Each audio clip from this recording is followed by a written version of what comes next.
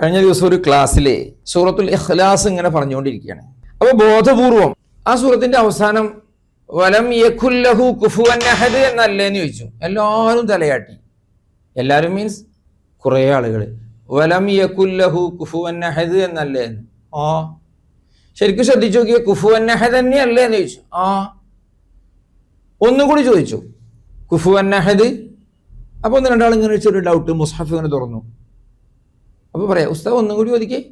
അപ്പം ഞാൻ പറഞ്ഞു കുഫുവൻ നഹദ്, നഹദ് അല്ലല്ലോ. അപ്പോൾ അവിടെ ആ കൺഫ്യൂഷൻ. കാരണം ഇത്രയും കാലം ഓതിയിരുന്നത് കുഫുവൻ നഹദായിരുന്നു. ഈ നഹദ് എന്ന് പറഞ്ഞ വേർഡ് ഖുർആനിലുണ്ടോ? നിങ്ങൾ കണ്ടിട്ടുണ്ടോ?